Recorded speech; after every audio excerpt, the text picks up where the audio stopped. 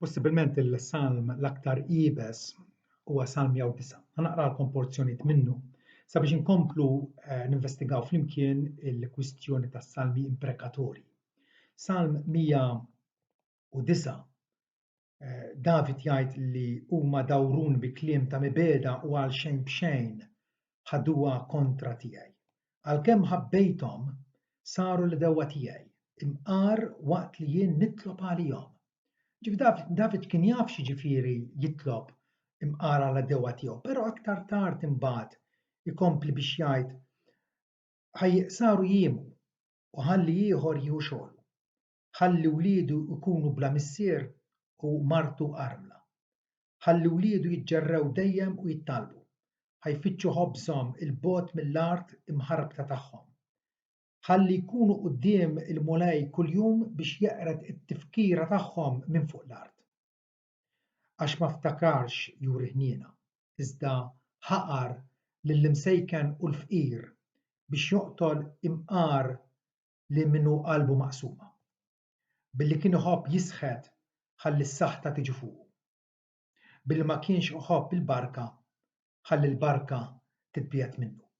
Iżdientu mulej sidi, aqbes għalija fġieħ ismek. Għax kbira l-imħabba tiegħek, ifdini, għax jien imsejken u fqajjar u qalbi miġġuwa ġewwa fija. Dan it-tip ta' salmi li aħna qegħdin u interessati li nkunu nafu x'inhu l-messaġġ veru tagħhom. Il-salmi imprekatorji mhumiex sempliċement xpakkaturi ta' għadab bla kontroll jew espressjonijiet ta' kattiverija primittiva. Le, bħal-bqija tas-salmi huma mudelli għall-qima tagħna. Il-qima tagħna rridu nagħtuha u rridu nitalmu nitolbu kif jiddereġina Alla. Dawn il-salmi wkoll huma evidentament kif naħseb indunajtu għajtiet ta' nies oppressati. Mhux nies li huma qawwija u jridu allura jġibu l-ħadd ieħor taħt saqajhom. Huma għajtiet ta' nies oppressati, nies magħkusa, nies vulnerabbli, nies dgħajfa illi jħossuhom darhom mal-ħajt ma jafux x'jaqbdu jagħmlu u allura il-ken u r-refuġju tagħhom isibuh biss falla. Mhumiex riżultat ta' dominanza u trionfaliżmu. Bħalli kieku jien qawwi u allura issa rrid neqret il-kulħadd għax qed nistma' lil kulħadd bħala dubbien. Għall-kuntrarju. Il-talb ta' imprekazzjoni rari huwa l-irda ta' xi individwu wieħed partikolari. Iżda kważi dejjem għal xi klassi jew grupp ta' nies, il-ħżiena, nsejħilhom, il-ħżiena. Dawk li jopponu lil Alla. Mhumiex espressjonijiet ta' vendetta personali. Importanti din illi nifhmuha. Mhix hawnhekk għajn għal għajn u sinna għal sinna bħalli kieku David issa huwa irid jara kif jeqret il dawk li qegħdin jagħmlu l-ħajthom ferm biex ngħidu hekk. Imma huma għajtiet biex Alla jaġixxi bħala imħallef. Alla huwa mħallef, Abraham hekk għarfu u qallu jaqgħu l-imħallef tal-art kollha ma jagħmilx il-ħaq bis-sewwa. U ċertament iva, però frattant Alla fis-sabar u l-paċenzja kbira tiegħu ħafna drabi jidher bħalli kieku mhuwiex attiv, bħalli kieku nesa l-kawża tiegħu. U allura David hawnhekk narawh mixtieq li Alla ta' bilħaq juri nnifsu bħala mħallef ġust, bħala mħallef ġust. U allura le, mhumiex espressjonijiet ta' vendetta personali. Anzi, David hawnhekk qiegħed ħalli il-vendetta f'idejn Alla. U din hija l-mogħdija tal-fidi. Din hija l-mogħdija ta' nies li jafdaw f'Alla. Aktarx milli jieħdu l-liġi b'idejhom jitolbu lil Alla biex Alla jessegwixxi il-ġustizzja tiegħu. David kien wieħed minn dawk in-nies imħabbtin u persegwitati. Sawl għamel snin twal jikkaċċjah u jipprova jaqbdu biex jeqirdu, biex joqtlu. David qatt ma refa' sebgħu għalkemm ġietu l-opportunità kemm il-darba biex ipattija lil Sawl minħabba l-lejra u l-mibeda tiegħu lejh, David qatt ma refa' idu kontra il-midluk tal-mulej. Ma talab illa l-aktarx biex Alla jivvendika ruħu u minnu. L-istess bħalma naqraw fl-ittra lir-Rumani kapitlu 12 u vers 14 fejn Pawlu jgħidilna bierku l dawk li persegwitawkom, bierku u la tisħtux. David hekk jgħid jiena huma baduni imqar meta jien kont inħobbhom. U aktar tard issa l-Apostlu Pawlu jgħidilna mabubin tiegħi tagħmlux vendetta bidejkom, ma għamlu l-wisa għall-għada b'Talla, għax hu miktub għalija l-vendetta. Jien inħallas, jgħid il-mulej. Narġa' ngħid din hija l-mogħdija tal-fidi. Bniedem ħażin ipattija lil ħaddieħor. Ikun irid illi jiġi skwer miegħu. Iżomm f'qalbu, iżomm fil-komma kontra ħaddieħor u meta jiġi ċ-ċans ipattilu. Ma hawnhekk qegħdin naraw il-bniedem tal-fidi. Il-bniedem tal-fidi qed jitlob il-Alla biex jesegwixxi hu il-ġudizzju.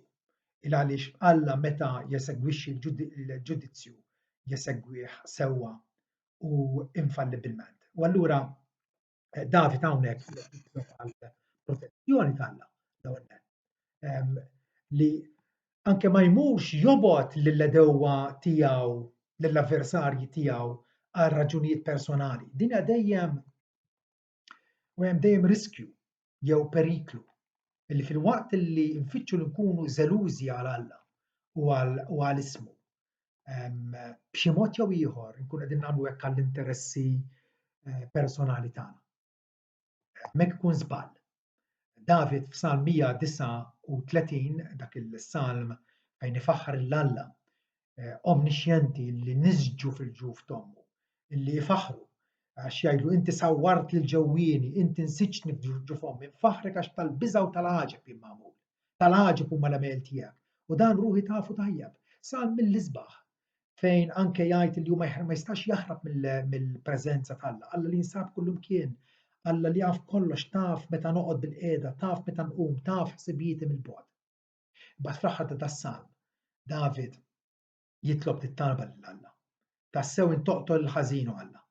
Għalhekk tbiedu minni ja rġiel ta' dmija għax huma jitkellmu kontrik bil-qerq u l-edewwa tiegħek jieħdu ismek għal xejn.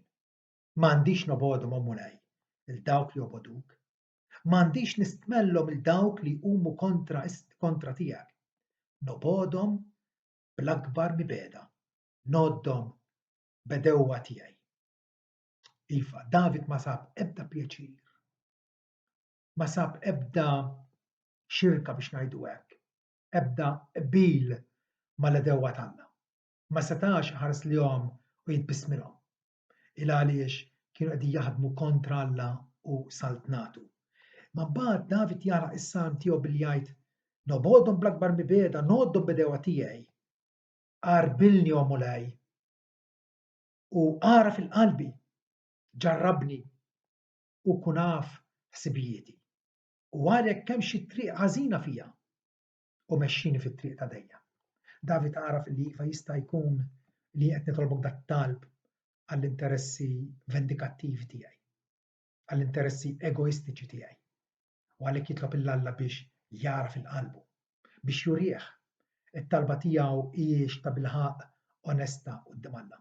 U l-istess ħaġa irridu nagħmlu aħna. Salmi imprekatorji juruna kif imisna nixtiequ illi Alla jitratta ġustament mat-trasgressuri mal-midinbin illi jibqgħu iebsa kontra Alla, jibqgħu mingħajr intiema. Nilmħu f'dawn is-salmi żelu jew ħeġġa biex il-ġustizzja divina titrjonfa. Mhux li ħampatti għal ħaddieħor, imma li l-ġustizzja ta' Alla titrionfa mhux biex il-malizzja tiegħi, il-malizzja personali tiegħi tkun sodisfatta. Għaliex fl-aħħar mill-aħħar David kien jaf għall-Bibja. David kien jaf kif anke Mosè fil-liġi fil-Ktieb tal-Esodu kapitlu 23 vers 5 jgħid li jekk tiltaqa' mal-gendus jew il-ħmar tal-għadu tiegħek mitluf, int għandek troddulu. Jekk tara l-ħmar ta' wieħed li jobgħodok imwaqqa' taħt it-tabija tiegħu, inti m'għandekx iżżomm ruħek lura milli tgħinu, iżda għandek tgħinu miegħu. Ebda sens ta' vendetta, ebda sens li aħna ħampattu id-deni ta' ħaddieħor bid-deni, għal kuntrarju ngħinuhom. L-istess ħaġa wkoll fil-Ktieb tal-Levitiku kapitlu 19 u vers 17 u 18. Naqraw hekk. La toboċ il-ħuk f'qalbek. L-istess talba ta' David fejn xtaq li Alla jarblu biex ikun jaf il-motiv ta' qalbu, l-intenzjoni ta' qalbu kienu safja qudiemu. Toboċ il-ħuk f'qalbek iżda widda bil-għajrek u la titabbiex bid-dnub minħabba fih. La tagħmilx vendetti u la tbejjeġ f'qalbek lillu li tniesek, iżda ħobb il-għajrek bħalek innifsek. Jiena l-Mulej. Dan il-kmand, dan il-kmandament bażiku huwa tant ripetut fl-Iskrittura fit-Testament Ġdid biex jurina dan huwa l-istandard tagħna. Mhux nimpattu il-ħsara bil-ħsara. Imma l-impattu l-ħsara bit-tajjeb. Frattant irridu nżommu f'moħħna li Alla huwa ġust u Alla eventwalment iva se jiġġudika lill-għadewwa tiegħu. Dawn is-salmi imprekatorji juruna jekk xejn l-orrur u l-faħx tad-dnub bl-andiema. Meta l-bniedem jibqa' direttament oppost lill-Alla, bla mistħija, vilment jibqa' jopponi lill-Alla. L-oppożizzjoni tiegħu li tiġi espressa fl-oppożizzjoni tiegħu għan-nies ġusti. U allura salmi imprekatorji jidher li huma talbiet fuq fom nies b'sensittività qawwija għal kruha tal-ħażen. Jafu x'inhu l-ħażen u jafu li huwa diżunur għall-isem ta' Alla. Jafu kemm Alla huwa ġust u intolleranti għad-dnub. Aktar minn dewwa personali, David qis il-persekuturi tiegħu bħala nies li kieku jistgħu jattakkaw lill-Alla nnifsu. Aħna bl-insibu dat-talb jistona għax maħniex sensittivi għal gravità tad-dnub kemm suppost inkunu. U hawn naħseb li din ir-raġuni għala qisna nixxukkjaw ruħna quddiem dal-porzjonijiet mill-Ktieb tas-Salmi. Għaliex m'għandniex kuxjenza tenera biżżejjed biex narfu kemm ta' bilħaq id-dnub huwa despikabbli quddiem Alla. Jekk id-dnub ma jkidniex dawn l-imprekazzjonijiet, dawn is-saħħtiet bil-fors jiżgarraw. Bil-fors maħniex ħanieħdu pjaċir bihom. Il-motivazzjoni għal dak talb huwa ħeġġa għall ġustizzja. Huwa entużjażmu fil-qalb tal-bniedem ġust biex jara l-ġustizzja sseħħ. Il-ġustizzja tajba. Alla huwa s-sors ta' kull ġustizzja. Alla huwa s-sors ta' kull unur u reputazzjoni tajba. U aħna fuq kollox irridu li aktar mill-kumdità tagħna nfusna nfittxu li Alla jkun imweġġaħ u onorat fil-ħajja tagħna. U li naraw it-trionf tas-saltna tiegħu, saltna ta' ġustizzja, ferħ u sliem fl-Ispiritu Santu. Forsi qegħdin ninjoraw id-da u l-idolatrija minħabba defiċjenza fina, minħabba nuqqas fina ta' imħabba ġenwina lejn Alla u lejn ismu. Forsi aktar jimpurtana mill-midinbin, forsi aktar jinteressana mill-midinbin faħxin aktar minn Alla qaddis. Il-kumpanija ta' min toġobna l-aktar? Ta' nies ħażina jew ta' Alla l-bieraħ? David ċertament kien fuq in-naħa ta' Alla. U ried il-ġustizzja ta' Alla isseħħ. Kull darba aħna ma ntolbu il-missierna tiġi saltnatek attwalment qegħdin nitolbu biex Alla ma jdumx ma jseħħ il-wegħda tiegħu, jibgħat lill-Messija tiegħu Ġesu biex jinawgura s-saltna eterna tiegħu. Però ma jistax jagħmel dan mingħajr ma jeqret il-edewa tiegħu, mingħajr ma jeqret is-saltniet ħażina ta' din id-dinja. Kollox ma kollox, il-diffikultà fis-salmi imprekatorji mhijiex kif se nirrikonċiljawhom, kif se nqabbluhom mal-bqija tal-Iskrittura, ma kif Ġesu qalilna biex inħobbu l-edewa tagħna, mhix dik il-problema. Lanqas mija l-problema aħniex nifhmuhom jew le. Il-problema hija nilqgħux l-isfida tagħhom biex ngħixu konformi, biex ngħixu fi qbil mar-rieda tagħna.